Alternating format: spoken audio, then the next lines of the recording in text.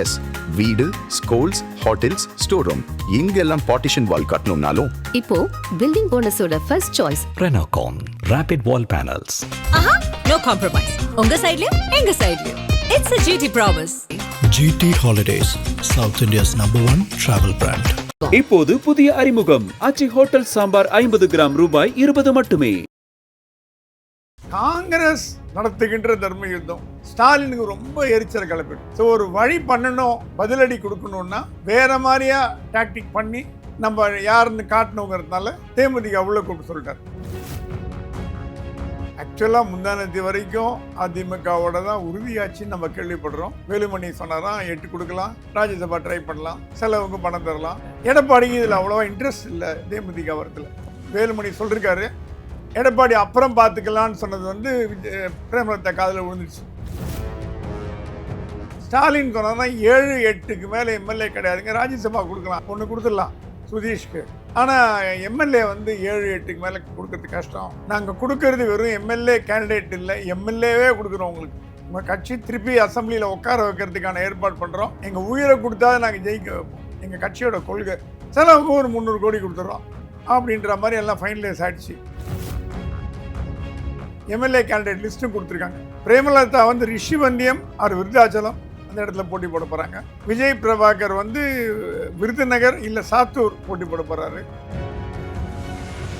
திமுகவில் இருக்க கூட்டணி கட்சிகளுக்கு ஒரு செய்தி சொல்லப்பட்டிருக்கு, மறைமுக செய்தி. யாருக்கும் ஆட்சியில் பங்கு கிடையாது அப்படின்ற வார்த்தையை ஸ்டாலின் சொல்லிட்டார். எங்களுக்கு எப்படி கூட்டணி அமைக்கணும்னு தெரியும், நீங்க வந்து இங்க டபுள் கேம் ஆடாதீங்க அப்படி எல்லா கட்சிகளுக்கும், காங்கிரஸுக்கு மட்டும் இல்லை, பிசிகாலேருந்து எல்லாருக்கும் சொல்லப்பட்டது. ஸ்டாலினுக்கு என்ன ஒரு நியூஸ் கிடைச்சதுன்னா, சென்னைக்கு வந்த கேசி வேணுகோபால் 4 காரை மாத்தி செக்யூரிட்டியை இறங்க சொல்லிட்டு, செல்வ பெருந்தையும் இறங்க சொல்லிட்டு, ரகசியமான ஒரு வீட்டில் ஜானாராவசாமி மீட் பண்ணிருக்காரு. இது இன்டெலிஜென்ஸ் வழியா ஸ்டாலினுக்கு போயிடுச்சு. காங்கிரஸ் போனாலும் பரவாயில்லைங்கிற முடிவுக்கு ஸ்டாலின் வந்துட்டார். காங்கிரஸ் போனாலும் பரவாயில்ல, இவங்களை வச்சு ஜெயிச்சிக்கலாம்னு முடிவுக்கு வந்துட்டார். எப்படி தமிழ் மாநில காங்கிரஸ் வந்ததோ, திமுக காங்கிரஸ் ஒன்று உருவாக்குறதுக்கு ஸ்டாலின் தயங்க மாட்டார். சார் என்ன சார், காங்கிரஸ் வந்து திமுக கூட்டணி நீடிப்பாங்களா அல்லது வந்து விஜய்? காங்கிரஸ் திமுக கூட்டணி நீடிக்கிறது ரொம்ப கஷ்டங்க, இனிமே கஷ்டங்க. இட்ஸ் கான் பியாண்ட் லிமிட்ஸ்னு சொல்லுவோம். சார் 30 சீட்டு தரோம்னா திமுக கூட்டணி நீடிக்க மாட்டாங்களா காங்கிரஸ்? 30 கொடுக்க மாட்டேன்ற ஸ்டாலின். எவ்வளவு தான் கொடுப்பாரு? 25 தான் அவருக்கு கணக்கு. 27 கூட கேட்டு பார்த்தாங்கன்னா 25க்கு மேல கிடையாதுன்னு சொல்லிட்டு. நீங்க ரங்கசாமி சொல்லியிருக்காரு, தமிழ்நாட்டில் வந்து நாங்க வந்து விஜயோட தான் போறோம்னு சொல்லிருக்காரு. என்டிஏல இருக்கக்கூடியவர் அவர். இது பிஜேபிக்கு விடுக்கப்படும் சவால். அப்படின்னா கூட்டணி கணக்குகள் பாண்டிச்சேரியிலேயே மாறும்னு சொல்ல வரீங்க? பாண்டிச்சேரியில மாறும், தமிழ்நாட்டிலேயும் மாறும். ஆதனையர்களுக்கு அன்பு வணக்கம். இன்று நம்மோடு மூத்த பத்திரிகையாளர் திருமிகு பிரகாஷம் சுவாமி அவர்கள் இருந்துள்ளார். வணக்கம் சுவாமி சார். வணக்கம். நலமா இருக்கீங்களா சார்? நல்லா இருக்கேன், தேங்க்யூ சார். எல்லாரும் எதிர்பார்த்த தேமுதிக யாரோடு கூட்டணி என்கின்ற கேள்விக்கு இன்றைக்கு விடை கிடைச்சிருக்கு. அறிவாலயத்துக்கு பிரேமலதா அவர்கள் போயிட்டு திமுக கூட்டணியை உறுதி பண்ணியிருக்காங்க. என்டிஏ கூட்டணிக்கு போவார்னு எதிர்பார்க்கப்பட்ட நிலையில், ஏன்னா அந்த ஈஷா சிவராத்திரி விழாவில் எஸ்பி வேலுமணி அவர்கள், எல் முருகன் அவர்கள், ராஜ்நாத் சிங் அவர்களோடு பேசியதாக தகவல் பிரேமலதா அவர்கள்.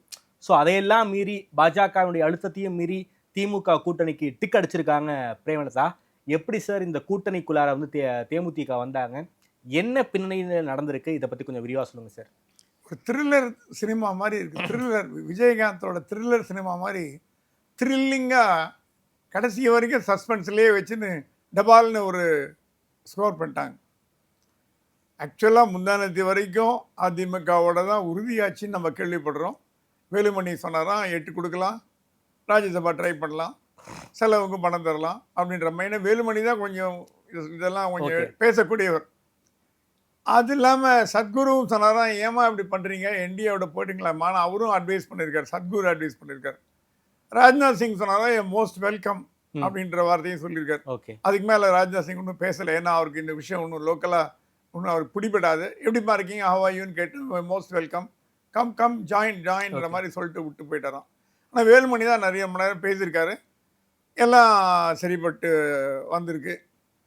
ஆனால் திமுகவில் என்ன பண்ணாங்களாம், சைட் பை சைட் பேசிகிட்டு இருந்தாங்க. அது உங்களுக்கு தெரியும். ஸ்டாலின் முதல்ல கொஞ்சம் இன்ட்ரெஸ்ட் காட்டாமல் இருந்தார். ஏன்னா அவர் வந்து எப்படி போகும் என்னன்னு தெரியல. ஏன்னா ஆல்ரெடி கமல்ஹாசன் கட்சி உள்ளே சேர்த்தாச்சு, இனி உள்ளே சேர்த்தா என்ன பண்ணுறதுன்னு காங்கிரஸ் நடத்துகின்ற தர்ம யுத்தம் ஸ்டாலினுக்கு ரொம்ப எரிச்சலை கிளப்பிடுது. ஓகே. ஸோ ஒரு வழி பண்ணணும், பதிலடி கொடுக்கணுன்னா வேற மாதிரியா டாக்டிக் பண்ணி நம்ம யாருன்னு காட்டணுங்கிறதுனால தேமுதிக உள்ள கூப்பிட்டு சொல்லிட்டார். இது நேற்று நடந்த டெவலப்மெண்ட். நேற்று ஈவினிங் ஏவா வலு வீட்டில் எல்லாம் உட்காந்து மற்ற விஷயம்லாம் பேசிட்டாங்க. பேசிட்டு இன்னைக்கு காலையில் போய் அவங்க 20 சீட்டு எம்எல்ஏ கேண்டிடேட்டோட கொடுத்தாங்களாம். ஓகே. ப்ளஸ் ஒரு ராஜ்யசபா. அவங்க 10 வரைக்கும் வந்திருக்காங்க. 10 + ராஜ்யசபான்னு ஸ்டாலின் சொன்னா 7-8க்கு மேலே எம்எல்ஏ கிடையாதுங்க, ராஜ்யசபா கொடுக்கலாம், அது ஒன்றும் தப்பு இல்லை, 4 வருது, ஒன்று கொடுத்துடலாம் சுதீஷ்க்கு. ஆனால் எம்எல்ஏ வந்து 7-8க்கு மேலே கொடுக்கறது கஷ்டம். ஏன்னா எங்களுக்கும் வந்து நிலைமை அன்றைக்கி புரிஞ்சுக்கணும். நாங்கள் கொடுக்கறது வெறும் எம்எல்ஏ கேண்டிடேட் இல்லை, எம்எல்ஏவே கொடுக்குறோம் உங்களுக்கு. உங்கள் கட்சி திருப்பி அசம்பிளியில் உட்கார வைக்கிறதுக்கான ஏற்பாடு பண்ணுறோம். திமுக பொறுத்த வரைக்கும் கேண்டிடேட் கூட்டணி கட்சியில் வந்தாங்கன்னா எங்கள் உயிரை கொடுத்தா நாங்கள் ஜெயிக்க வைப்போம். எங்கள் கட்சியோட கொள்கை. நீங்கள் பழைய விஷயங்கள்லாம் மறந்துடுங்க. நீங்கள் என்ன பேசுனீங்க, என்ன போனீங்க, வந்தீங்க, திட்டினீங்க, அறிக்கை விட்டீங்க, அதெல்லாம் மறந்துடுங்க. கூட்டணி வந்தாச்சு, உங்களை ஜெயிக்க வச்சு காட்டுறது எங்கள் வேலை. செலவுக்கு ஒரு 300 கோடி கொடுத்துட்றோம் அப்படின்ற மாதிரி எல்லாம் ஃபைனலைஸ் ஆகிடுச்சு. இவங்க என்ன பண்ணிருக்காங்க, திடீர்னு என்ன ரீசன்னா, திடீர்னு வேலுமணி வந்து சொன்னதை வந்து எடப்பாடி அப்ரூவ் பண்ணல. என்ன சார் அப்ரூவ் பண்ணல? எடப்பாடிக்கு இதில் அவ்வளோவா இன்ட்ரெஸ்ட் இல்லை தேமுதிக வரத்தில். ஓகே. அது வந்து வேலுமணி சொல்லியிருக்காரு. எடப்பாடி அப்புறம் பார்த்துக்கலான்னு சொன்னது வந்து பிரேமலதா காதில் விழுந்துருச்சு. எடப்பாடி அப்புறம் பார்த்துக்கலாம் அப்படின்ற ஒரு ஸ்டாண்டில் இருக்கார். ஏன்னா அவரை பொறுத்த வரைக்கும் இருக்கிற கட்சிகளையே பேசி குடிசீட் கொடுக்க இடம் இல்லை. பிரேமலதா வந்து என்ன போகிறதுன்ற மாதிரி ஒரு எண்ணத்தில் இருக்கார் அவர். ஓகே. எடப்பாடி அது இன்ட்ரெஸ்ட் காட்டாமல் அப்புறம் பார்த்துக்கலான்னொடனே இவங்களுக்கு தெரிஞ்சு போச்சு. சரி, ஏடிஎம்கே இன்ட்ரெஸ்ட் காட்டல, உடனடியாக டிஎம்கே சேனலை ஓப்பன் பண்ணி ஃபிக்ஸ் பண்ணி முடிச்சுட்டாங்க. முடிச்சதோடு இல்லாமல் ஸ்டாலின்கிட்ட வந்து எம்எல்ஏ கேண்டிடேட் லிஸ்ட்டும் கொடுத்துருக்காங்க. பிரேமலதா வந்து ரிஷிவந்தியம் ஆர் விருதாச்சலம் அந்த இடத்துல போட்டி போட போகிறாங்க. விஜய் பிரபாகர் வந்து விருதுநகர் இல்லை சாத்தூர் போட்டி போட போகிறாரு. எல் வெங்கடேசன் வந்து விழுப்புரம் இல்லை விக்கிரவாண்டியில் போட்டி போட போகிறாரு. ஒரு எக்ஸ்எம்எல்ஏவா இருந்தவர். எக்ஸ்எம்எல்ஏ ப்ளஸ் ட்ரெஷரர் நினைக்கிறேன், அவர் கட்சியில் பொறுப்பில் இருக்கார். பார்த்தசாரதி விருகம்பாக்கம், அனகிய முருகேசன் பல்லாவரம், இளங்கோவன் வந்து பாப்பிரெட்டிப்பட்டி, அழகாபுரம் மோகன் வந்து சேலம் சவுத்து. அழகாபுரம் மோகன். இந்த லிஸ்ட் வந்து ஸ்டாலின் ஓகே பண்ணிட்டார். அப்படின்னா வந்து ஒரு 7 தொகுதிக்கு வேட்பாளரை கொடுத்துருக்காங்க போல இருக்கே. கொடுத்துருக்காங்க. இல்லை, இந்த 7 அப்ரூவ் பண்ணப்பட்டது. ஓகே. அவங்க கொடுத்தது 20 தொகுதியோட வேட்பாளர்கள். ஓ, தேமுதிக 20 கொடுத்துருக்காங்க. தேமுதிக கேண்டிடேட்டோட சேர்த்து எழுதி பேரோட 20 தொகுதி கொடுத்துருக்காங்க. ஆனா ஸ்டாலின் இந்த 7 தான் அப்ரூவ் பண்ணிருக்காரு. ஸ்டாலின் 7 தான் அப்ரூவ் பண்ணிருக்காரு. 7+1 ராஜ்யசபா அப்ரூவ் பண்ணிருக்காரு. ராஜ்யசபா யாருக்கு சார்? ராஜ்யசபா சுதீஷ். அது ஓகே, அது ஒன்றும் ப்ராப்ளம் இல்லை. சுதீஷும் போட்டி போடுறாரு, விஜய் பிரபாகரும் போட்டி போடுறாரு. சுதீஷ் வந்து ராஜ்யசபாவுக்கு, விஜய் பிரபாகர் எம்எல்ஏ. ஸோ இப்போ என்ன எடுத்து இது உடனடியாக நியூஸ் வெளியில் வந்து இப்போது கூட்டணி உறுதியாயிடுச்சு. இதனால் யாருக்கு செய்தி சொல்லப்பட்டிருக்குன்னா, முதல் செய்தி சொல்லப்பட்டது கூட்டணி கட்சிகளுக்கு, திமுக கூட்டணி கட்சிகளுக்கு. எந்த கூட்டணி கட்சிக்கு? திமுகவில் இருக்க கூட்டணி கட்சிகளுக்கு ஒரு செய்தி சொல்லப்பட்டிருக்கு, மறைமுக செய்தி. என்ன செய்தின்னா, எங்களுக்கு எப்படி கூட்டணி அமைக்கணும்னு தெரியும், யாரை உள்ளே கொண்டு வரணும்னு தெரியும், யார் உள்ளே வந்தால் யார் வெளியில் போவாங்கிறது தெரியும். நீங்கள் வந்து இங்கே டபுள் கேம் ஆடாதீங்க அப்படி எல்லா கட்சிகளுக்கும், காங்கிரஸுக்கு மட்டும் இல்லை, விசிகாலேருந்து மதிமுகலேருந்து கம்யூனிஸ்ட் அத்தனை பேருக்கும் சொல்லப்பட்ட ஒரு. அப்புறம் முஸ்லீம் லீக் 5 சீட்டு 10 சீட்டு கேட்டிருக்காங்க, எல்லாருக்கும் சொல்லப்பட்டது. கடைசியாக ஒரு வார்த்தை ஸ்டாலின் சொன்னாராம், இருக்கிற சீட்டை காப்பாற்றிக்க வழி பாருங்க. ஓகே. இருக்கிற சீட்டை காப்பாற்றிக்க வழி பாருங்க. ஏன்னா எங்களுக்கு அடிஷ்னலாக கமலஹாசனுக்கு ஒரு 4 கொடுக்கணும், பிரேமலதாவுக்கு 7 கொடுக்கணும், ஒரு 10-11 ஆச்சு. இது எந்த கோட்டாலேருந்து கொடுக்குறது? எங்கள் கோட்டா உங்கள் கோட்டாவா? உங்கள் கோட்டான்னா ஒரு எம்எல்ஏ குறைச்சிக்க சொல்லுவேன். இப்போ நீ இருக்கிற 25, 24, 6ல் 5, 6ல் 5 அந்த மாதிரி குறைக்க சொல்லுவேன். அது பெட்டரா இல்லை அப்படியே இருக்கிறத போட்டி போட போகிறீங்களா அப்படின்ற மெசேஜ் கொடுத்துட்டார். இது காங்கிரஸுக்கு ரொம்ப ஷாக் ஆகிடுது. ஏன்னா அவங்க வந்து 30-40 ஆட்சியில் ஸ்டாலின் முதலேருந்தே கராராக இருக்கார், ஆட்சியில் பங்கு கிடையாது. அவர் வந்து எந்த வார்த்தையும் மாற்றி பேசலை. எங்கள் கட்சி கொள்கை பிரகாரம், எங்கள் அப்பாவோட கொள்கை பிரகாரம் ஆட்சியில் பங்கு, அதிகாரத்தில் பங்கு கிடையாது. ஓகே, சீட்டு கூட எக்ஸ்ட்ரா கிடையாது. அவர் இந்த தகராறெல்லாம் பண்ணாமல் இருந்திருந்தீங்கன்னா பெரிய மனசு பண்ணி ஒன்று 2 சீட் கொடுத்துருப்பார். ஓகே, நீங்கள் இவ்வளோ தூரம் பிரவீன் சக்கரவர்த்தி இதெல்லாம் எந்த பண்ணி அதை பண்ணி மாணிக்கத்தாக்கு ஒரு பேசினாவிட்டு ஸ்டாலின் தன் மனசை கல்லாக்கிட்டார். காங்கிரஸுக்கு 25 போதும், அதுக்கு மேலே தேவையில்லை, கொடுக்க முடியாது, இருந்தால் இல்லாட்டி போட்டோம், அந்த மனநிலைக்கு வந்து காங்கிரஸ் போனாலும் பரவாயில்லைங்கிற முடிவுக்கு ஸ்டாலின் வந்துட்டார். காங்கிரஸ் போனாலும் பரவாயில்ல, இவங்களை வச்சு ஜெயிச்சிக்கலான்ற முடிவுக்கு வந்துட்டார். ஏன்னா தேமுதிக பெரிய வாக்கு அவங்க இல்லாட்டி கூட 40 தொகுதியில் 5000 வாக்குக்கு கம்மியாக தாங்க வெற்றியை தோல்வியே நிர்ணயம் ஆகுதுங்க. அதில் ஒரு 10-20 எம்எல்ஏ வந்து 1000 வாக்கில் தான் முடிவாகுது. தேமுதிக ஒரு 500 பேர் 1000 பேர் இருந்தால் கூட ஒரு தொகுதியில் அது லாபம் ஸ்டாலின் கணக்கு போடுறார். ஸ்டாலின் போடுற கணக்கு இல்லாமல் சின்ன நம்பராக இருந்தால் கூட சட்டசபை பார்லிமெண்ட் தேர்தலில் இதெல்லாம் வேலைக்கு ஆகுது, லட்சக்கணக்கில் வித்தியாசம் வரும். சட்டசபை தேர்தலில் 1000-500 வரதுனால தேமுதிகக்கு ஒரு தொகுதியில் 2000-3000 வாக்கு இருந்தால் கூட அது வந்துட்டு போட்டோமே நமக்கு அப்படிங்கிற ஒரு கால்குலேஷன் ஸ்டாலின் பண்ணியிருக்கார். ஓகே, அது நல்ல மூவ் தான். ஏன்னா சின்ன கட்சியாக இருந்தால் கூட அந்த வாக்கு அப்படியே வரும். ப்ளஸ் தேமுதிக வாக்கு பிரேமலதா சொன்னாங்கன்னா டிஎம்கேக்கு வந்துடும், அது ஒன்றும் பிரச்சனை இல்லை. ஓகே, ஏவாவையில் நான் ஜெயிக்க வச்சு காட்டுறேன் எல்லாரையும் தரோம், நான் எல்லாம் ஜெயிக்க வச்சு காட்டுறேன், அது என் பொறுப்பு, விட்டுருங்க கிட்ட, நீங்கள் அதை பற்றி பேசாதீங்க, நீங்கள் மற்ற வேலையை ஆரம்பிங்க. ஓகே, பிரேமலதாவும் விஜய் பிரபாகர் சுதீஷையும் தவிர மீதி கேண்டிடேட் கிட்ட எல்லாம் கட்சி நிதிக்கு 2 கோடி கொடுத்தீங்கன்னா இமீடியட்டாக எம்எல்ஏ சீட்டு உங்களை அனௌன்ஸ் பண்ணிடுறோம் அப்படின்ற மாதிரி அதுவும் சொல்லிட்டாங்க. ஸோ எல்லாம் இப்போ ஃபால் இன் பிளேஸும்பாங்க, எல்லாம் அந்த இடத்துல அமைஞ்சு போச்சு. இப்போ வந்து விசிகே, மதிமுக, கம்யூனிஸ்ட்டு, முஸ்லீம் கட்சிகள்லாம் அடக்கி வாசிக்க ஆரம்பிச்சிருதுங்க.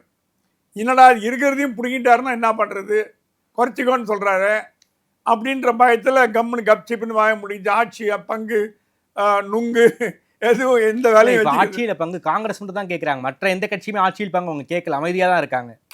விசிகே கேட்டாங்க சார், ஆனால் இப்போ அமைதியாக இருக்காங்க. இப்போ அமைதியாகிட்டாங்க. அப்போ கேட்டாங்க, அப்பப்போ பேசிட்டு இருக்காங்க, அப்பப்போ அமைதியாகிறாங்க. அப்பப்போ சமயம் கிடைக்கும்போது அவங்களுக்கு அந்த மனசில் இருந்த ஆசை இருக்கிறத வெளிப்பாடு இருக்குது. இப்போ ஒரு 2 நாள் பேசாமல் இருக்கலாம், பட் மனசில் அந்த வெளிப்பாடு இருக்குன்னு தெரிஞ்சு போச்சு. ஸோ யாருக்கும் ஆட்சியில் பங்கு கிடையாது அப்படின்ற வார்த்தையை ஸ்டாலின் சொல்லிட்டார். அதை விட ஸ்டாலினுக்கு என்ன ஒரு நியூஸ் கிடைச்சிதுன்னா, சென்னைக்கு வந்த கேசி வேணுகோபால் 4 காரை மாற்றி செக்யூரிட்டியை ட்ராப் பண்ணிவிட்டு இறங்க சொல்லிவிட்டு, செல்வப்பெருந்தையும் இறங்க சொல்லிவிட்டு 3 ஹோட்டலை மாற்றி ரகசியமான ஒரு வீட்டில் ஜானாராவசாமி மீட் பண்ணியிருக்கார். இது இன்டெலிஜென்ஸ் வழியாக ஸ்டாலினுக்கு போயிடுச்சு. ஓகே, கண்டிப்பாக ஒரு முதலமைச்சருக்கு நாட்டில் நடக்கிறது தெரியாமல் இருக்குமான்னு கேட்டானா, என்ன நமக்கு தமிழ்நாட்டில் வந்து எங்ககிட்ட கேம் ஆடுறீங்களா, எங்களுக்கு தெரியாதா, நீங்கள் எங்கே போகிறீங்க, எங்கே வரீங்க, யாரை பார்க்குறீங்க, என்ன பேசுகிறீங்கன்னு, நீங்கள் எல்லோரும் கட்டி விட்டு போனால் கூட எங்கள் இன்டெலிஜென்ஸ் வந்து சாமர்த்திக்காரங்க, இது நல்லா இல்லை, செல்லப்பெருந்து சொல்கிறாங்க, செல்லப்பெருந்தா இது நல்லா இல்லை, இது நீங்கள் பண்ணுறது தப்பு, ஜான் ஆரோக்கியம்கிட்ட பேசுனீங்கன்னா அப்போ நீங்கள் வந்து விஜயோட டச்சில் இருக்கீங்கன்னு அர்த்தம், நீங்கள் ஏதாவது ஒரு நல்ல ஒரு முடிவு எடுங்க அப்படின்னு ஸ்டாலின் சொன்னாரா. காங்கிரஸ் நம்ம கூட இருக்கும் அப்படின்னு ஒரு வார்த்தையை கொடுத்துருக்காரோ. அதுக்கு அவங்களுக்கு கட்சிக்காரங்களுக்கு ஒன்றும் புரியல. காங்கிரஸ் நம்ம கூட இருக்கணும், எந்த காங்கிரஸ் என்ற கேள்வி அடுத்தது வருது. இப்போ ஓகே, திமுக காங்கிரஸா அகில இந்திய காங்கிரஸா? ஏன்னா திமுக காங்கிரஸ் ஒன்று உருவாக்குறதுக்கு ஸ்டாலின் தயங்க மாட்டார், கண்டிப்பாக பண்ணுவார். எப்படி தமிழ் மாநில காங்கிரஸ் வந்ததோ அந்த மாதிரி ஒரு ஸ்டாலின் உருவாக்கிடுவார். தமிழ் மாநில காங்கிரஸ் உருவாக்கினதே கலைஞர் தான், பாதி பேருக்கு தெரியாது. மூப்பனார் வந்து ஜெயலலிதாவை, நரசிம்மராவை ஆதரிக்கக்கூடாதுன்னு போராட்டம் பண்ணார். ஆமாம், அப்போ குமரி ஆனந்தன்லாம் வந்து டிஎன்சி பிரசிடெண்ட்டாக இருந்தார். நரசிம்மராவ் சொன்னதை கேட்டு உடனே ஜெயலலிதா பக்கம் சப்போர்ட் பண்ணிட்டார். நேற்று வரைக்கும் எதிர்த்தவர் கட்சி மேலிடம் சொல்லிட்டார். மூப்பனார் வந்து முடியாது, எனக்கு மனசாட்சி இடம் இல்லைன்னார். அப்போ நான் அந்த மீட்டிங்கில் இருந்திருக்கேன் கலைஞர் வீட்டில். என்னப்பா ஜிகேஎம் என்ன பண்ண போகிறீங்க ஐயா அப்படின்னு கேட்டார். தெரியலைங்கன்னார். கட்சி ஆரம்பி. கலைஞர் தான் கொடுத்த ஐடியா கொடுத்தா ஜிகேஎம்கிட்ட. நான் இருந்தேன், அந்த ரூமில் இருந்தேன், நான் மீட்டிங் ஜூனியர் வினரில் எடிட்டராக இருக்கும்போது இருந்தேன். ஸோ கலைஞர் சொல்லி தான் தமிழ் மாநில காங்கிரஸை உருவாச்சு. அப்புறம் 2 பேர் சேர்ந்து மாபெரும் வெற்றி அடைஞ்சாங்க. ரஜினிகாந்த் வாய்ஸ் கொடுத்தா அது கழிணும். அதே மாதிரியாக ஸ்டாலின் இப்பொழுது இன்னொரு காங்கிரஸை உருவாக்குவதற்கு தயாராக இருக்கார். ஒரு டீச்சர் லெசன். திமுகட்டியா வேலை காட்டுறீங்க நீங்கள்? நாங்கள் என்ன நேஷனல் கட்சி? நேற்று இவர் சொல்லிட்டார் உத்தவ் தாக்கரே, என்டிஏ தலைவர் இந்தி கூட்டணி தலைவராக வரத்துக்கு தகுதியானவர் ஸ்டாலின்ட்டார். சாம்னால் எழுதிட்டாங்க. சாம்னால் எழுதிட்டாங்க. மணிசங்கர் சொல்லிட்டார் இந்தி கூட்டணிக்கு தலைவர் ஸ்டாலின் தான். அகில இந்திய லெவலில் வந்து ஸ்டாலின் வர்றார். இப்போ அகில இந்திய தலைவராக மதிக்கப்படுறார். அவர்கிட்ட போய் நீங்கள் வேலை காட்டுறீங்களா அப்படின்ற கோபத்தில் சொன்னாலாம். நீங்கள் யாரும் பேசாதீங்க, எத்தனை பேசுறீங்க. ஆனால் ஒன்று, டிஎம்கே என்ன பண்ணுறாங்க, திமுக அல்லாதவர்களை பேச விட்டு வேடிக்கை பார்க்குறாங்க. திமுகலேருந்து யாரும் காக திட்டுறதில்லை. திமுக அல்லாதவர்கள் நடுநிலையாளர்கள் பேச விட்டு நீ திட்டு நல்லது போடு வாங்கு அப்படின்னு வாங்க அவங்க அந்த யுத்தம் ஓடுது, அது பாட்டுக்கு ஓடுது. காங்கிரஸ் ஒன்றுமே முடிவு பண்ணாத நிலைமையில் இருக்கிறது ஒரு பரிதாபமான நிலைமை. ராகுல் காந்தியோ சோனியா காந்திக்கு உடம்பு சரியில்லை, அவங்களுக்கு இன்ட்ரெஸ்ட் இல்லை, அவங்க ஒதுக்கிட்டாங்க. அவங்களுக்கு குறை சொல்ல முடியாது, பாவம், அவங்கள நீங்கள் ப்ளேம் பண்ண முடியாது. பொறுப்பெடுத்துன்னு பண்ணுறதுக்கு மல்லிகார்ஜுன கார்கேலாம் பயப்படுறாருங்க. அவரால் ஒரு முடிவெல்லாம் எடுக்க முடியாது. அந்த லெவலில் அவர் இல்லை. பிரியங்கா ராகுல் எடுக்கிற முடிவு தான் காங்கிரஸோட முடிவு, தலைவிதியை மாற்றக்கூடிய முடிவு. அந்த 2 பேருமே சைலண்டாக இருந்தாங்கன்னா செல்வ பெருந்தகை ஆட்டம், மல்லிகார்ஜுன கார்கே ஆட்டம், பி சிதம்பரம் ஆட்டம் என்ன பண்ண முடியும்? மல்லிகார்ஜுன கார்கே செல்வ பெருந்தகையோட குருநாதர். ஸோ செல்வ பெருந்தகை கேட்டு டிஎம்கே போகலான்னு சொல்லிட்டார். ஆனால் கேசி வேணுகோபால் 2 பக்கம் பேசுறதுனால கேசி வேணுகோபாலை கண்ட்ரோல் பண்ணுற பவர் மல்லிகார்ஜுன கார்கே கிடையாது. ஏன் சார்? அவர் ராகுலோட மனசாட்சி அங்கதான் வேடிக்கை. மல்லிகார்ஜுன கார்கே ஜெனரல் செக்ரட்டரி தானே சார்? மல்லிகார்ஜுன கார்கே வந்து ஆகணும். சோனியா கேண்டிடேட். ஆமா, ராகுலுக்கு அவருக்கு ஆகாதுன்னு என்ன ஏஜ் டிஃப்ரென்ஸ் ஆகாது அந்த அர்த்தத்தில் சொல்ல. ராகுல் ஒரு வயசானவர் பெருசுன்ற லெவலில் வச்சிருக்காரு, அதை தவிர ஒன்றும் முக்கியத்துவம் கொடுக்கறது இல்லை. அவரை போய் கன்சல்ட் பண்ணி பேசி டிஸ்கஸ் பண்ணி இவர் பார்லிமெண்ட்டில் பண்ணுறதுலாம் இவர் பாட்டி பண்ணிட்டு வர்றாரு. அவர் தனியாக ஆவர்த்தம் பண்ணுறாரு, இவர் தனியாக ஆவர்த்தம் பண்ணுறாங்க. ஸோ காங்கிரஸ்லேயே இன்னும் முடிவு பண்ணாத நிலைமையில் இது வந்து கேசி வேணுகோபால் வந்துட்டு தமிழ்நாட்டில் வந்து நீங்கள் 4 காரை மாற்றி ஹோட்டலை மாற்றி வீட்டில் மீட் பண்ணால் கூட ஸ்டாலினுக்கு தெரியாமல் போகும்னு நினச்சிங்கன்னா அது தப்பு. ஸோ ஸ்டாலின் கோபத்தை கிளறி விட்டுருக்கு.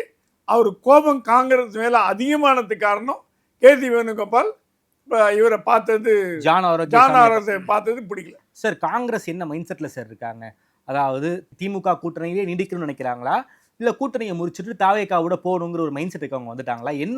என்ன மைண்ட் செட்டில் இருக்காங்க? நீங்கள் ஒன்று கவனிச்சிக்கலாம். நீங்கள் ரங்கசாமி சொல்லியிருக்கார் தமிழ்நாட்டில் வந்து நாங்கள் வந்து விஜயோட தான் போகிறோன்னு சொல்லியிருக்கார். அவர் என்டிஏல இருக்கக்கூடியவர். அவர் என்டிஏவோட பிரதான கூட்டணியில் இருக்கக்கூடியவர். இது பிஜேபிக்கு விடுக்கப்படும் சவால். நயினார் நாகேந்திரன் இன்னும் ஏன் பதில் சொல்லலன்னு தெரியல. பக்கத்து மாநிலத்தில் பாஜக கூட்டணி ஆட்சி நடக்குது. பாஜக என்ஆர் காங்கிரஸ் கூட்டணி ஆட்சி நடக்குது. தமிழ்நாட்டில் விஜயோட போவேன்னு ரங்கசாமி சொல்கிறாரு. அப்போ இதன் மூலமாக என்ன உணர்த்துறாரு? பாண்டிச்சேரியிலையும் அடுத்தது நான் விஜயோட போவேங்கிறது இண்டிகேஷன் இது. So Pondicherry ruled out. எனக்கு என்னமோ ரங்கசாமியும் பிஜேபியும் ஒன்றும் சேரணும்னு தோணல. அவர் விஜயோட தான் போகிறாரு. ஏன்னா அவர் அமித்ஷா சொல்கிறாரோ 15 போட்டி போடலாங்கிறாராம். ஓகே, 30 சீட்டில் நாங்கள் 15 நீங்கள் 15. அதுக்கு ரங்கசாமி ஒத்துக்க தயாராக இல்லை. 10க்கு மேலே தர முடியாதுங்கிறார். ஏன்னா அவருக்கு பிஜேபி ஆட்சிக்குள்ளே வந்துடும் பயம். ஆமாம், பிஜேபிக்கு அடுத்த வாட்டி ஆட்சியை பிடிக்கணுன்ற எண்ணம் அங்கே. நமச்சிவாயம் ரெடியாக இருக்காரு நினைக்கிறாரு. நமச்சிவாயம் ரெடியாக சிஎம் கனவுல மறந்துட்டு இருக்காரு. அது அவரோட உரிமை, தப்பு சொல்ல முடியாது. நமச்சிவாயத்தை முதலமைச்சராக்கி பாண்டிச்சேரி யூனியன் டெரிட்டரியை பிஜேபி பிடிக்கணுன்ற ஒரு ஆசை. ஏன்னா காங்கிரஸ் அங்கே இன்னும் பெருசாக இல்லை. நாராயணசாமி, வைத்தியலிங்கம் அப்படி தான் இருக்காங்க. இந்த யுக்தியை தெரிஞ்சுட்டு ரங்கசாமி என்ன சொல்லிட்டாரு, தமிழ்நாட்டில் விஜயோட போட்டி போட போறேன்ட்டார். இது என்ன ஆயிப்போச்சு? அது வந்து பாஜகவுக்கு மெசேஜ் கொடுக்குறாரு. நீங்க வந்து என்னை முதலமைச்சர் கேண்டிடேட்டா போடலன்னா அடுத்தது பாண்டிச்சேரியில நான் விஜயோட கூட்டணி போவேன்றதான் மெசேஜ். புஷி ஆனந்த் மூலமா பேசி கூட்டணி வச்சிருவாங்க. கூட்டணி முடிவு பண்ணிட்டார். அது ரெடியா வச்சிருக்காரு. அந்த ஒரு கூட்டணி ரெடியா போகுது. அது யாரும் எந்த ஊடகமும் பேசல, யாரும் பேசல, ஒன்றும் நடக்கல. ஆனால் ரங்கசாமி டைரக்டா த்ரெட் கொடுத்துட்டார் பிஜேபிக்கு. ஏன்னா முதலமைச்சராக அறிவிக்கிறீங்களா? ஏன்னா இது வரைக்கும் ரங்கசாமி தான் அடுத்த முதலமைச்சர்னு பிஜேபி எங்கான சொல்லியிருக்கா பாருங்க, சொல்லவே இல்லை. அமித்ஷா வந்துட்டு போனார், அப்பவும் பேசல, ஒன்றும் பேசல, ஏதோ அப்படியே பூடகமாக இருக்கே தவிர ஒன்றும் வெளியில் தெரில. ஸோ ரங்கசாமி உள்ளுக்குள்ளே உறுத்தல், என்னடா நம்மளை கட்டி விட்டுருவாங்க போல இருக்குது அடுத்த வாட்டின்ற பயத்தில் ஏன் அனௌன்ஸ் பண்ணுறியா நான் விஜயோட பாண்டிச்சேரியில் போட்டேமான்றதுக்கு முன்னுதாரணம் தான் தமிழ்நாட்டில் சொன்னது. ஓகே சார், அப்படின்னா கூட்டணி கணக்குகள் பாண்டிச்சேரியிலேயே மாறும்னு சொல்ல வரீங்க? பாண்டிச்சேரியில் மாறும், தமிழ்நாட்டிலையும் மாறும். தமிழ்நாட்டில் அப்படிங்கிற ஒரு கேள்வி கேட்கலாம். ஏங்க பாண்டிச்சேரியில் விஜயும் ரங்கசாமியும் போனாங்கன்னா, தமிழ்நாட்டில் விஜயும் ரங்கசாமியும் போனாங்கன்னா, காங்கிரஸ் விஜயோட சேர்ந்தா என்ன நடக்கும்னு கேள்வி. தமிழ்நாட்டில் தான் ரங்கசாமி கட்சி எங்க இருக்கு சார்? கட்சியே இல்லையே சார். அது கேள்வி கேட்டாங்களா யாரும்? அப்போ காங்கிரஸும் ரங்கசாமியும் தமிழ்நாட்டில் ஒன்றா போட்டி போடும், பாண்டிச்சேரியில் எதிர்க்குமான ஒரு கேள்வி வந்தது. அதுக்கு சொன்னாராம், அட போயா தமிழ்நாட்டில் திமுக காங்கிரஸும் கம்யூனிஸ்ட்டும் ஒன்றா இருக்குது, கேரளாவில் காங்கிரஸ் கம்யூனிஸ்ட் சண்டை போடலையா, இதெல்லாம் அரசியலில் சகஜம்பா அப்படின்னு சொல்லிட்டு. தமிழ்நாட்டில் என்ஆர் காங்கிரஸ்ங்கிற கட்சியே கிடையாது, கட்சி கிடையாது. பட் இவங்க ப்ரொஜெக்ட் பண்ணுறாங்க, தமிழ்நாட்டிலையும் நாங்கள் பண்ணுறோம்ங்கிறது ஒரு உதாரணம். அது பேருக்கு ஒன்றா லெட்டர் பேட் வச்சுட்டு போகலாம். கட்சி கிடையாது, தமிழ்நாட்டில் கிடையாது தான். ஆனால் இது பாஜகவுக்கு கொடுக்கப்படும் ஒரு சமிக்கை, ஒரு மெசேஜ். ஸோ உள்ளுக்குள்ள மெசேஜ் கொடுக்குறாரு, விஜய் கூட போயிருவேன், நீங்க இந்த முதல்வர் வேட்பாளரா நீங்க வந்து காமிக்கலன்னா முதல்வர் நான் வந்து விஜய் கூட போயிருவேன்னு மெசேஜ். கண்டிப்பா கண்டிப்பா கண்டிப்பா. சார் என்ன சார், காங்கிரஸ் வந்து திமுக கூட்டணி நீடிப்பாங்களா அல்லது வந்து விஜய்? காங்கிரஸ் திமுக கூட்டணி நீடிக்கிறது ரொம்ப கஷ்டங்க, இனிமே கஷ்டங்க. இட்ஸ் கான் பியாண்ட் லிமிட்ஸ்ன்னு சொல்லுவோம். ஓகே, அந்த மாதிரி எல்லாம் தாண்டி போயிட்டுது. ஸ்டாலினும் மனசு ரொம்ப வருத்தத்தில் இருக்கார். ஏன்னா இந்த மாதிரி முதுகலை கொடுத்துவாங்கன்னு எதிர்பார்க்கல. 40 MP கொடுத்தார், யாருமே பண்ண முடியாது. ராகுல் காந்தியை பிரதமர்னு அறிவித்தவர் ஸ்டாலின், முதுகலை குத்திட்டாங்கப்பா அப்படின்னா. நம்மளாம் இவ்வளோ பண்ணி ராகுல் காந்தியை பிரதமர்னு அனௌன்ஸ் பண்ணி ஒரு டேர்ம் 9 MP, ஒரு டேர்ம் வந்து 10 MP கொடுத்துருக்காங்க. 10 MP கொடுத்துருக்காங்க. பிளஸ் ஒரு ராஜ்யசபா கொடுத்துருக்காங்க, சிதம்பரத்துக்கு ராஜ்யசபா கொடுத்துருக்காங்க. இப்போ ராஜ்யசபா சிதம்பரத்துக்கு உண்டு, எப்படி இருந்தாலும் சிதம்பரத்துக்கு ராஜ்யசபா உண்டு. காங்கிரஸ் கூட்டணி இருக்கோ கூட்டணி இல்லையோ, கூட்டணி இல்லாம போனாலும் சிதம்பரத்துக்கு இப்ப முடியல சார், வருஷம் இருக்கு சிதம்பரத்துக்கு. முடிஞ்ச டைம் கொடுத்துருவாங்க, அது கேரண்டி. இப்ப இவருக்கு மட்டும் தான் முடியுது, இப்போ வாசனுக்கு மட்டும் தான் முடியுது. அது வந்து என்டிஏ கூட்டணியில் வாசன் இந்த பக்கம் 2 பேரு, 4 DMK 2 ADMK வருது. ஸோ சிதம்பரத்துக்கு ஒரு MP எப்படியுமே உண்டு, அது அஷ்யூர் பண்ணிட்டாரு. ஸோ இப்போ வந்து இந்த லெவலில் பார்த்தீங்கன்னா காங்கிரஸ் திமுக கூட்டணி கொஞ்சம் டவுட்ஃபுல்லாக தான் எனக்கு தோன்றுது. சார் 30 சீட்டு தரோம்னா திமுக கூட்டணி நீடிக்க மாட்டாங்களா காங்கிரஸ்? 30 கொடுக்க மாட்டேன்ற ஸ்டாலின். எவ்வளோ தான் கொடுப்பாரு? 25 தான் அவர் கணக்கு வச்சு. லாஸ்ட் டைம் எவ்வளோ கொடுத்தாங்களோ அதே சீட்டு தான். 27 கூட கேட்டு பார்த்தாங்கன்னா 25க்கு மேலே கிடையாதுன்னு சொல்லிட்டார். ஏன்னா அவர் என்ன சொல்கிறாரா, உங்களுக்கு 2 கொடுத்தா விசிகே கொடியை தூக்கும், கம்யூனிஸ்ட் கொடியை தூக்கும், மதிமுக கொடியை தூக்கும், முஸ்லீம் லீக் கட்சி தூக்கும், ஜவஹர்லால் கொடியை தூக்குவார், எல்லாரும் கேட்பாங்க. இப்போ யாருக்குமே இல்லைன்னா ஸ்கூலில் வந்து ஒரு பையனுக்கு டாஃபி கொடுத்து இன்னொரு பையனுக்கு டாஃபி கொடுக்கலாம், அந்த குழந்தை அழும், எனக்கு மட்டும் டாஃபி இல்லையேன்னு. அந்த கதை தான் இங்கே. ஓகே, ஒரு குழந்தைக்கு சாக்லேட் கொடுத்துட்டு மற்ற குழந்தைக்கு ஒன்றும் இல்லைன்னா அழுன்ற மாதிரி காங்கிரஸுக்கு மட்டும் எக்ஸ்ட்ரா 3 சீட்டு கொடுத்து மீதி கொடுக்கலன்னா அப்போ அவங்களாம் எந்த விதத்தில் குறைஞ்சவங்க அப்படின்னு ஒரு கணக்கு வரும். ஓகே, அதனால சொன்னாரா ஸ்டாலின் சொன்னாரா, இருக்கிறத தக்க வச்சு கொள்ள பாருங்க. ஒரே வார்த்தை சொன்னார், இருக்கிறத தக்க வச்சு கொள்ள பாருங்க. அதுதான் என்னோட அட்வைஸ். ஆனால் நான் ஜெயிக்க வச்சு காட்டுறோம். இப்போ கூட சொல்கிறேன், 25 வாங்க காங்கிரஸ், 25 ஜெயிக்க வச்சு காட்டுறோம். நாங்கள் எங்களுக்கு அந்த மனமாச்சாரியம் தோக்கடிக்கணும் அந்த புத்திலாம் எங்ககிட்ட கிடையாது. நாங்கள் ஜெயிக்க வச்சு காட்டுவோம். என்ன கூட்டணி தான் எங்களுக்கு பலம். நாளைக்கு எப்படி போகும்னு சொல்ல முடியாது. ஸோ 25 ஜெயிக்க தோக்கடிக்க மாட்டோம். தைரியமாக நீங்கள் நம்பி வரலாம் எங்களை. இதே செல்வ பெருந்தகை எங்கே சென்னையில் நிற்கிறாரோ எங்கே நிற்கிறாரோ நாங்கள் ஜெயிக்க வச்சு காட்டுறோம். எல்லா கேண்டிடேட் MLA கேண்டிடேட் ஜெயிக்க வச்சு காட்டுறோம்னு சொல்கிறோம். ஆனால் இது குழப்பறது யாருன்னா மாணிக்கம் தாக்கூர்லாம் கூட குழப்பலைங்க, KC வேணுகோபால் தான் குழப்பறாரு.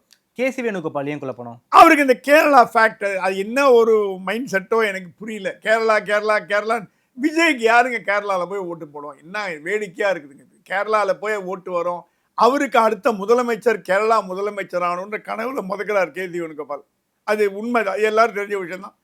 ஏன்னா அவர் என்ன பார்க்குற, ரமேஷ் சென்னிதாலாலாம் ஓவர்டேக் பண்ணணும்னு பார்க்குறாரு. அவர் ரமேஷ் சென்னிதாலா தானே சார் அங்கே கிரவுண்டில் இருக்கிற ரமேஷ் சென்னிதாலாவுக்கு வந்து சீட்டு கொடுக்காம டெல்லியில் இருக்கிற KC வேணுகோபாலுக்கு சீட்டு கொடுத்தாங்கன்னா ஒரு மிகப்பெரிய பிளெண்டரால சார் போய் முடியும். கிரவுண்டில் இருக்கிற வைத்தியலிங்கத்துக்கு சீட்டு கொடுக்காம நாராயணசாமிக்கு எப்படி பாண்டிச்சேரியில் கொடுத்தாங்க? நாராயணசாமி மத்திய அமைச்சராக இருந்தார். ஆமாம், பிரைம் மினிஸ்டர் ஆஃபீஸில் அமைச்சராக இருந்தார். ஞாபகம் இருக்கா உங்களுக்கு? ஆமா. டகால்னு தூக்கி சிஎம்மா போட்டாங்க. இம்போர்ட் பண்ணாங்க அவரை. டெல்லியிலேருந்து இம்போர்ட் பண்ணி போட்டாங்க. சார் அது வந்து யூனியன் டெரிட்டரி சார். இல்லை அங்கேயும் அங்கே வைத்தியலிங்கம் தான் கொடுத்துருக்கணும். ஆமா, வைத்தியலிங்கத்துக்கு தான் கொடுத்துருக்கோம். வைத்தியலிங்கம் தான் டிசர்விங் கேண்டிடேட். அவங்க அப்பா காங்கிரஸ் வெங்கட சுப்பராட்டியார், காங்கிரஸ் ஃபேமிலி அவங்கெல்லாம். அவரை விட்டுட்டு நீங்கள் அவர் நாராயணன் கொடுக்கும்போது ரமேஷ் சென்னிதலா விட்டு கேசி வேணுகோபால் பவர்ஃபுல் போஸ்ட்ல இருக்கார். ஆனா டிசர்விங் மேன் வந்து ரமேஷ் சென்னிதலா தானே. காங்கிரஸ்ல யாருங்க டிசர்விங்லாம் பாக்குறா? பவர் தாங்க. அவர் அங்க ஒரு எதிர்க்கட்சி தலைவரா கட்சி வளர்த்துக்கிட்டு இருக்காரு. அவர் தான் வரணும். ஆக்சுவலா பாத்தீங்கன்னா உள்ளாட்சி தேர்தல கூட டீசெண்டா ஜெயிச்சிருக்காங்க. ஆனா காங்கிரஸ் என்ன பண்ணோம்? கேசி வேணுகோபால் சீஃப் மினிஸ்டர் போடுன்னு காங்கிரஸ் ஓடியாங்க. அதுவும் இல்லாம சிபிஎம் அரசாங்கத்துக்கு எதிராக ஒரு மிகப்பெரிய ஒரு பிரச்சாரத்தை அவர் பண்ணிக்கிட்டு இருக்காரு. போராட்டம் நடத்துறாரு. பெரிய அந்த தங்கம் ஐயப்பன் கோயில் சபரிமலை தங்கம் மேட்டர்ல பெரும் காங்கிரஸ் வந்து கேரளால உயிர்ப்போடு இருக்குங்க. காங்கிரஸ் கேரளால உயிர்ப்போடு இருக்கிறதுக்கு காரணம் ரமேஷ் சென்னிதலா மற்ற லீடர்லாம் இருக்காங்க. அப்படிப்பட்ட இடத்துல வந்து இவர் முதலமைச்சராக வரணுங்கிற கனவுல, அந்த கனவுக்கு துணை போவார் விஜய்ன்ற இன்னொரு கனவுல திமுக கூட்டணி எதிர்த்தீங்கன்னா நஷ்டப்பட போறது காங்கிரஸ் தான். திமுக இல்ல. திமுக ஆட்சின்னு வந்துடும். அவர் ஏதாவது ஸ்டாலின் பண்ணி இன்னி ஜெயிக்க வச்சு காமிச்சிருவார். அவருக்கு அந்த திறமை இருக்கு. இப்ப பாத்தீங்கன்னா ஏன் ஸ்டாலின் தைரியமா இருக்காருன்னா, அதிமுக சொணங்கிக்குது. ஒரு தேர்தல் வேலையும் பண்ணல. பிஜேபி இருக்கானே தெரியல. தேர்தல் வரப்போது பிஜேபி நினைக்குது நமக்கு என்ன வந்தது, பக்கத்து மாநிலத்தில் தேர்தல், கர்நாடகா ஆந்திராவில் தேர்தல், அந்த லெவலில் இருக்காங்க. பக்கத்து மாநில தேர்தலில் வருதுப்பா, நம்ம பார்த்துக்கலாம், இன்னும் டைம் இருக்குது. பிஎம்மும் அமித்ஷா வந்தால் மட்டும் கட்சி வளர்க்க முடியாதுங்க சார். பிஎம் அமித்ஷா வரதுனால கட்சி வளராது. பேக்ரவுண்ட் நீங்கள் அண்டர் லெவலில் ஸ்டடி பண்ணி நீங்கள் கட்சியை வளர்த்தா தான் உண்டு. அது லோக்கல் தலைவர்களாக தான் முடியும். பிஎம் இங்கே உட்காந்துட்டு 2 வீடு எடுத்து 2 மாதம் உட்காந்து கட்சியை வளர்க்க முடியாது. வந்துட்டு தான் போக முடியும். அமித்ஷா வந்துட்டு தான் போக முடியும். அது அந்த சென்னையில் தங்குற ஐடியாவும் ட்ராப் பண்ணதாக கேள்விப்பட்டேன். இப்போ நான் கேள்விப்பட்ட வரைக்கும் அமித்ஷாக்கு 26 தேர்தலை பற்றி கவலை போச்சு. 29 நம்ம 25 எம்பி சீட்டு எனக்கு வரணும். எடப்பாடிட்டு அவர் போட்ட டீலில் தெரியுமா, உங்களை முதலமைச்சராகணும், எங்களை விட்டுருங்க, அடுத்த லோக்சபா தேர்தலில் 29ல் 40ல் 30 எங்களுக்கு கொடுக்கணும். ஏன்னா அப்போ வந்து எப்படி போகும்னு சொல்ல முடியாது. 30 ஜெயிக்க வச்சு காட்டணும். 25 எம்பியாவது பிஜேபியிலேருந்து வரணும். அது எடப்பாடி சொன்னாலும் எங்கள் எம்பி சீட்டை குறைச்சிக்கணும். ஏன் நான் சிஎம் ஆனால் போதும், எங்களுக்கு 40 எம்பி வந்து என்ன பண்ண போகிறோம், 10 எம்பி வந்தால் போதும், 30 25 கொடுத்துட்றோம் அப்படின்ற மாதிரி டீல் போட்டாங்க. ஸோ அமித்ஷா இப்போ அமைதியானது காரணமே அசம்பிளியில் யார் வந்தால் வரட்டும், நமக்கு வரட்டும் அப்படின்ற கணக்கில் போயிட்டு. ஸோ அமித்ஷா ரேடார்ல தமிழ்நாடு இல்லையா? அமித்ஷா வந்து அவர் தெரிஞ்சு போச்சு, இது வேலைக்காக தெரிஞ்சு போச்சு. ஓகே, ஏன்னா சொல்லி பார்த்தாரு. அதாவது டிஎம்கேக்கு அட்வான்டேஜ் இருக்குங்கிறத அமித்ஷா புரிஞ்சுக்கிட்டாரா? டிஎம்கேக்கு அட்வான்டேஜ் இருக்குன்னு புரிஞ்சுட்டார்.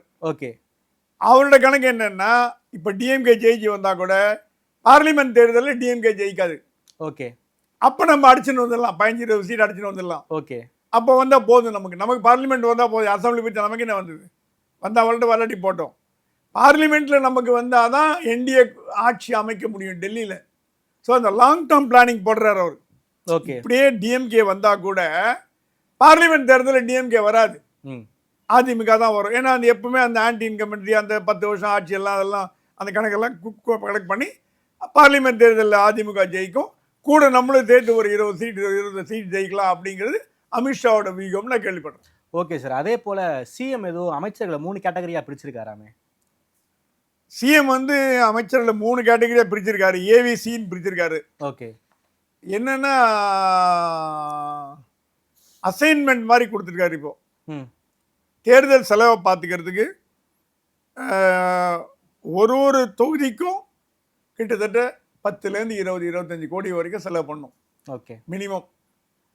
இதில் ஏ கேட்டகரி அமைச்சர்கள் யாருன்னு பார்த்தீங்கன்னா, ஏவா வேலு, KN நேரு, ஐ பெரியசாமி, தாமோ அன்பரசன், MRK பன்னீர்செல்வம், மூர்த்தி, KKSSR, கீதா ஜீவன், தங்கம் தென்னரசு, பெரிய கருப்பன், சக்கரபாணி, அன்பில் மகேஷ், காந்தி, நாசர், சிவசங்கர், முத்துசாமி, ராஜா, ரகுபதி, சேகர் பாபு, அனிதா, ராதாகிருஷ்ணன், மாசு, இவங்கெல்லாம் ஏ பிரிவில் இருக்காங்க. ஓகே, ஏ பிரிவுன்னா 200 கோடி செலவு பண்ணும்.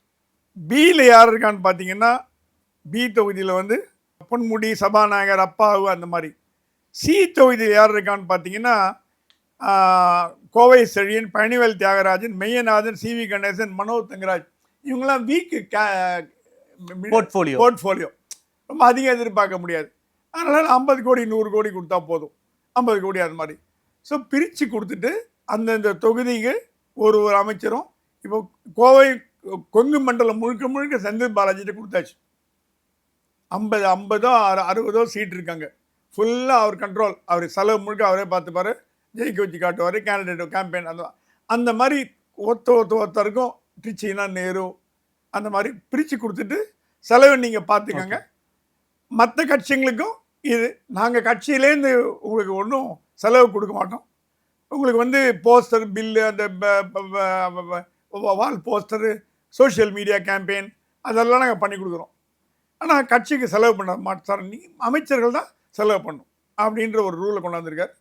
அது சில அமைச்சர்கள்லாம் கொஞ்சம் பயப்படுறாங்க, சில அமைச்சர்கள்லாம் வந்து கொஞ்சம் வந்து கலக்கத்தில் இருக்காங்க. ஓகே, ஏன்னா சொல்கிறாங்க இப்போல்லாம் சென்ட்ரலைஸ்ட் ஆகிடுதுங்க, முன்ன மாதிரி நிறையா ஒன்றும் சம்பாதிக்க முடியல. ஓகே, இப்போல்லாம் சென்ட்ரலைஸ்டு ஹை லெவல் 1 2 மட்டும்தான் போகிறது, 3 4 5 6க்குலாம் ஒன்றும் வரதில்லை. ஓகே, இந்த மாதிரி எல்லாம் வருமானம் குறைஞ்சி போச்சு.